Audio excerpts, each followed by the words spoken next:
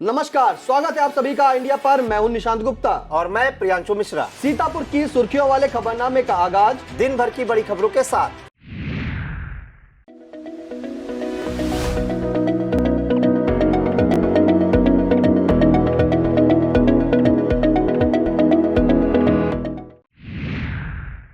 सबसे पहले नजर प्रमुख खबरों पर। पवन खेड़ा को गिरफ्तारी से मिली राहत, सुप्रीम कोर्ट के निर्देश पर द्वारका कोर्ट ने दी जमानत। सपा मुखिया अखिलेश यादव ने की जाति गणना की वकालत, कहा जाति जनगणना के बिना सबका साथ सबका विकास संभव नहीं। सपा विधायक विजमा यादव को 1.5 साल की सजा, 22 साल बाद कोर्ट ने सुनाया फैसला। रामचरितमानस विवाद पर बोले साक्षी महाराज, कहा स्वामी प्रसाद मौर्य ने सपा के ताबूत में ठोक दी आखिरी की।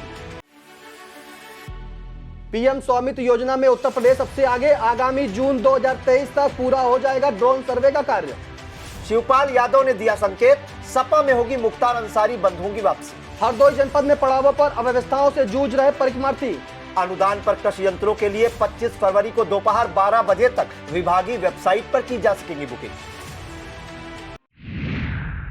दिल्ली एयरपोर्ट पर असम पुलिस ने कांग्रेस नेता पवन खेड़ा को गिरफ्तार कर लिया है। कांग्रेस नेता पवन खेड़ा अन्य नेताओं के साथ रायपुर में हो रहे अधिवेशन में शामिल होने जा रहे थे। दिल्ली पुलिस ने दावा किया है कि नियमों के तहत असम पुलिस की अपील पर कार्रवाई हुई है। गिरफ्तारी के बाद पुलिस ने पवन खेड़ा का पहले मेडिकल कराया, फिर उन्हें सुप्रीम कोर्ट में पेश किया, जहां इस मामले में सुनवाई चली। पवन खेड़ा की ओर से मनु सिंघवी ने उनकी पैरवी की। उन्होंने सुनवाई के दौरान कोर्ट में खेड़ा की गिरफ्तारी पर रोक लगाए जाने की मांग की। सुनवाई के बाद सुप्रीम कोर्ट ने खेड़ा को राहत देते हुए द्वारका कोर्ट को अंतरिम जमानत देने का निर्देश दिया।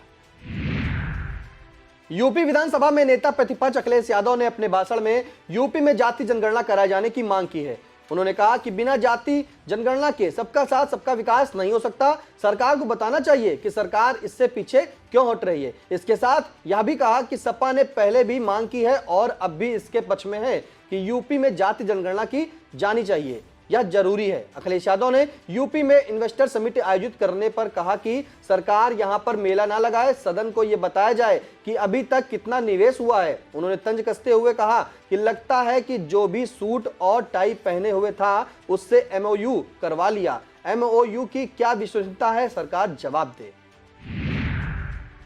प्रतापपुर से सपा विधायक विजमा यादव को एमपी एमएलए कोर्ट ने 1.5 साल की सजा सुनाई है। बता दें कि धारा 147, 341, 504, 353, 332 और 7 सीएलए एक्ट के तहत उनके खिलाफ मुकदमा दर्ज हुआ था। बृहस्पतिवार को न्यायालय ने उन्हें 1.5 साल की सजा सुनाई। इससे विधायक विजमा यादव की विधायकी जाने से बच गई। सपा विधायक विजमा यादव पर आरोप है कि उनके उकसाने पर ही भीड़ ने अनियंत्रित होकर पुलिस टीम पर गोली बम से हमला किया। इसमें पुलिसकर्मियों को गंभीर चोट लगी थी। घटना में विजमा यादव शामिल थी। कहा गया कि 21 सितंबर 2000 को सहसो पुलिस चौकी के सामने श्याम बाबू के पुत्र आनंद उर्फ छोटू 7 वर्ष के बालक की दुर्घटना में मृत्यु हो जाने पर उसके शव को सड़क पर रखकर ईंट बल्ली लगाकर नाजायज तरीके से मजमा लगाकर बलवा किया गया था। उत्तर प्रदेश के आगरा पहुंचे सांसद साक्षी महाराज ने सपा को आड़े हाथों लिया। उन्होंने कहा कि 2024 में सपा इतिहास बन जाएगी। उन्होंने रामचरितमानस पर दिए गए बयान को लेकर स्वामी प्रसाद मौर्य पर भी टिप्पणी की। बता दें कि बरहन रोड स्थित रसूलपुर गांव में बने वैद्य भूप सिंह आयुर्वेद मेडिकल कॉलेज परिसर में 101 फुट ऊंची भगवान शिव की मूर्ति लगाई गई है। साथ ही 108 शिवलिंग की प्राण प्रतिष्ठा की गई है। इसी कार्यक्रम में उन्नाव सांसद साक्षी महाराज पहुंचे थे। प्रधानमंत्री स्वामित्व योजना को लागू करने में उत्तर प्रदेश से आगे रहा है। हाल ही में मुख्यमंत्री ने राजस्व विभाग के आला अधिकारियों के साथ बैठक कर इस योजना के अंतर्गत ड्रोन सर्वे का कार्य जल्द पूरा करने का दिशा निर्देश दिया है। राजस्व विभाग की आयुक्त एवं सचिव मनीषा त्रिघाटिया ने बताया कि स्वामित्व योजना का कार्य युद्ध स्तर पर जारी है। उन्होंने बताया कि प्रदेश के लगभग समस्त जिलों के 90,900 गांवों में अब तक ड्रोन सर्वे का कार्य पूरा कर लिया गया है। साथ ही 34,193 गांवों की घरौनियां तैयार कर ली गई हैं। अब तक कुल 50,58,229 घरौनियां तैयार हो चुकी हैं। समाजवादी पार्टी में वापसी के बाद राष्ट्रीय महासचिव शिवपाल सिंह यादव सपा के पुराने नेताओं कार्यकर्ताओं को पार्टी से जोड़ने के अभियान में जुट गए हुए हैं। बताया जा रहा है कि अंसारी बंधुओं की सपा में वापसी के सवाल पर उन्होंने हामी भर दी है। कहा कि पार्टी के जितने भी पुराने लोग हैं सभी को एकजुट किया जाएगा और भाजपा से मुकाबला किया जाएगा। बता दें कि शिवपाल सिंह यादव और अखिलेश के बीच दूरी बढ़ने की वजह अंसारी बंधु बने थे। इनकी पार्टी में वापसी को लेकर शुरू हुई अंतरकलह इस कदर बढ़ी हुई थी कि शिवपाल सिंह यादव को सपा से बाहर होना पड़ा था। फिलहाल मुख्तार अंसारी के बड़े भाई सिबगतुल्लाह अंसारी और उनके बेटे मन्नू अंसारी समाजवादी पार्टी से ही विधायक हैं। परिवार नियोजन, फाइलेरिया, दवा वितरण आदि के प्रति किए गए उत्कृष्ट कार्यों के लिए सम्मानित किया गया। सीएससी बिस्वा प्रभारी डॉक्टर अमित कपूर ने डॉक्टर पूजा कुंद्रा, कुसुम, शुभी, रंजना, आशा वर्मा व राकेश को प्रशस्ति पत्र देकर सम्मानित किया। किसानों के लिए महत्वपूर्ण खबर है। Promotion on agriculture mechanisation for in situ management of crop residue CRM योजना अंतर्गत कृषि यंत्रों फॉर्म मशीनरी बैंक पर अनुदान हेतु 25 फरवरी को मध्याह्न 12 बजे से टोकन प्री बुकिंग विभागीय वेबसाइट के माध्यम से की जाएगी। यह जानकारी उप कृषि निदेशक डॉक्टर SK सिंह ने दी। उन्होंने बताया कि सीतापुर के इच्छुक किसान टोकन बुक कर योजनागत कृषि यंत्रों फॉर्म मशीनरी बैंक पर अनुदान का लाभ प्राप्त कर सकते हैं। सनातन ब्राह्मण समाज सीतापुर इकाई द्वारा मोहल्ला तरीनपुर स्थित ताड़कनाथ मंदिर में कन्या विवाह कार्यक्रम संपन्न कराया गया। समाज से जुड़े 2 जोड़ों ने वेद मंत्रोच्चार के साथ अग्नि को साक्षी मान 7 जन्मों के बंधन में बंधने के लिए फेरे लिए। कार्यक्रमों में वर वधू के साथ ही उनके परिजनों ने भी हिस्सेदारी की। विवाह के बाद 9 दंपतियों को उपहार भेंट किए गए। वर एवं वधू के परिजनों के अलावा क्षेत्र के गणमान्य लोगों ने भी पहुंचकर 9 दंपतियों को आशीर्वाद प्रदान किया।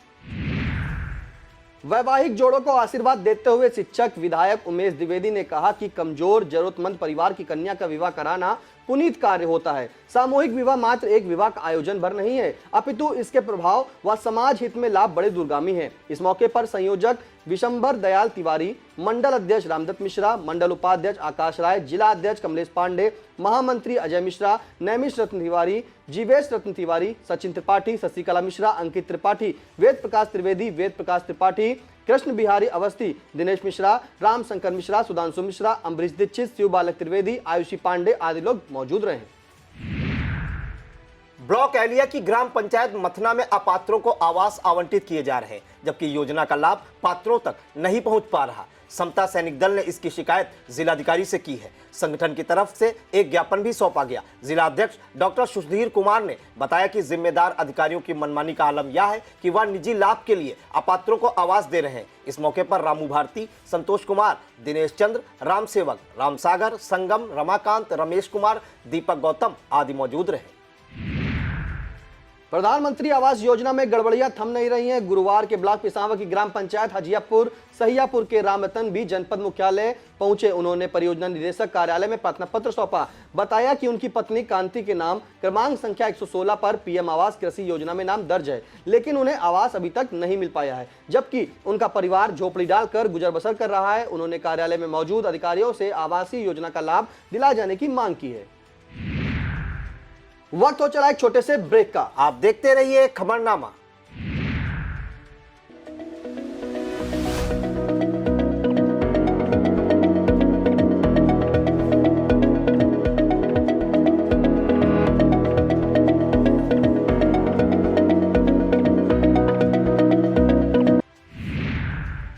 चौरासी कोसी परिक्रमा में शामिल संतोष श्रद्धालुओं को जनपद हरदोई के पड़ाव पर तमाम अव्यवस्थाओं का सामना करना पड़ रहा है। बताया जाता है कि पड़ाव स्थलों पर पेयजल, प्रकाश, सुरक्षा आदि की कोई व्यवस्था वहां के प्रशासन की ओर से नहीं की गई, जिसका फायदा चोर उचक्के और लुटेरे उठा रहे हैं। परिक्रमा के दूसरे पड़ाव हरैया और तीसरे पड़ाव नगवा में कई परिक्रमार्थियों के साथ लूट की घटनाएं हो गई। पेयजल की बेहतर व्यवस्था न होने से परिक्रमार्थियों को पानी की तलाश में भटकना पड़ा। प्रकाश व्यवस्था न होने से इसका सीधा फायदा चोर उचक्कों को मिल रहा है। परिक्रमा में शामिल 84 कोसी परिक्रमा समिति के सचिव महंत संतोष दास ने आई इंडिया को फोन पर बताया कि सीतापुर में जहां प्रशासन ने अभूतपूर्व व्यवस्था की थी, वहीं हरदोई जनपद में प्रशासन की तरफ से सभी व्यवस्थाएं लचर हैं। उन्होंने बताया कि यह तब है जब श्री नैमिष धाम विकास समिति के गठन की घोषणा सीएम कर चुके हैं। इससे अच्छी व्यवस्था तो पहले रहती थी। परिक्रमा में उनके साथ इस बार खैराबाद बड़ी संगत के महंत बजरंग मुनिदास भी परिक्रमा में शामिल हुए हैं।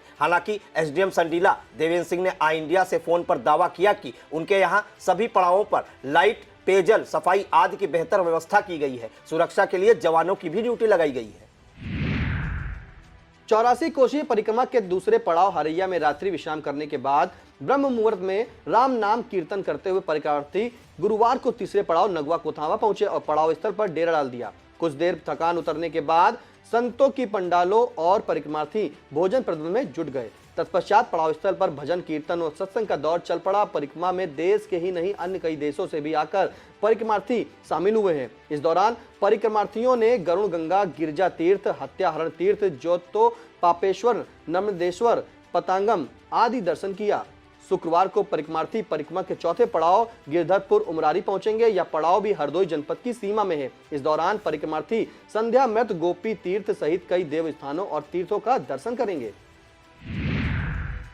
सीतापुर जनपद के छठे पड़ाव देवगांव पड़ाव स्थल पर तैयारियों को अंतिम रूप दिया जा रहा है। छठे पड़ाव देवगांव में परिक्रमार्थी यहां 2 दिन बाद हरदोई जनपद की सीमा से निकलकर पहुंचेंगे। सीतापुर की सीमा में प्रवेश करते समय परिक्रमा में शामिल संतों और परिक्रमार्थियों के लिए सीतापुर प्रशासन की तरफ से भव्य तैयारियां की जा रही हैं। स्वागत के लिए वंदन द्वार बनाया गया है। पड़ाव स्थल पर रैन बसेरा का रंग रोगन करने के साथ ही वाटरप्रूफ टेंट की भी व्यवस्था की गई है। इसके अलावा पड़ाव स्थल पर 10 अस्थायी शौचालय भी बनवाए गए हैं। पानी की टंकियों में सप्लाई के लिए समरसेबल तैयार किया जा रहा है। सफाई और प्रकाश व्यवस्था के लिए भी तैयारियां तेजी से की जा रही हैं। एसडीएम मिश्रिक अनिल कुमार, सीओ सुशील कुमार ने थाना प्रभारी अमित भदौरिया और मेला प्रभारी राजेश कुमार के साथ पड़ाव स्थल पर पहुंचकर तैयारियों का जायजा लिया और जल्द सभी तैयारियां पूरी करने के निर्देश दिए। अवर अभियंता जिला पंचायत रजनीश बहादुर सिंह ने बताया कि 24 फरवरी की शाम तक तैयारियां पूरी कर ली जाएंगी। विश्व हिंदू परिषद के गौरक्षा विभाग की बैठक में केंद्रीय मंत्री दिनेश उपाध्याय का मार्गदर्शन कार्यकर्ताओं को मिला। वह 2 दिवसीय प्रवास पर सीतापुर पहुंचे। उन्होंने मिश्रिक में जिला कार्याध्यक्ष प्रदीप सिंह के गेस्ट हाउस में गौरक्षा की टीम के साथ बैठक की। बैठक में उन्होंने गौ सेवकों के परिचय के साथ साथ गौ सेवा में उनके द्वारा किए जा रहे प्रयास की समीक्षा भी की। बैठक में प्रांत संगठन मंत्री राजेश सिंह, क्षेत्र से गौरक्षा प्रमुख पूरन सिंह, सीतापुर विभाग अध्यक्ष विपुल सिंह, जिला कार्याध्यक्ष प्रदीप, विभाग गौरक्षा संयोजक भूपेंद्र, जिला गौरक्षा संयोजक रिंकू सिंह, जिला सह संयोजक दिव्येंद्र, पुरुषोत्तम, माधव दास, सुनीत राठौर, अभिषेक यादव उपस्थित रहे।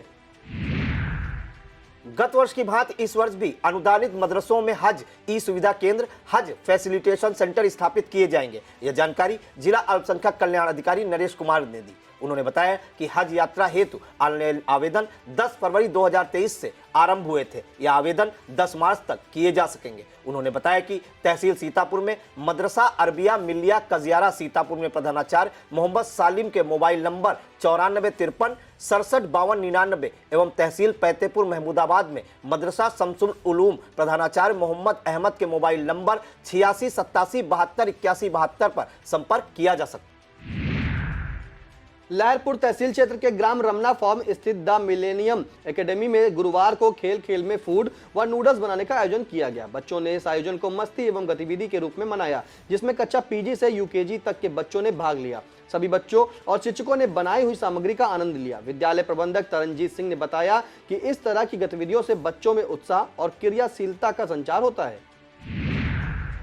ब्लॉक सकरन क्षेत्र के सांडा गणपति फिलिंग स्टेशन पर लोगों को जागरूक किया गया। फिनो पेमेंट बैंक के जोनल हेड सचिन कुमार ने ग्राहक सेवा केंद्र संचालकों को हो रहे ऑनलाइन फ्रॉड से कैसे बचे इसकी जानकारी दी। इस अवसर पर बैंक के रीजनल हेड रजनीश श्रीवास्तव, रवि रंजन पांडे, अक्षय वाजपेयी, करण निर्मल, शिवराज यादव, संदीप अवस्थी, मुकेश मौर्य, लाइक अंसारी आदि मौजूद रहे।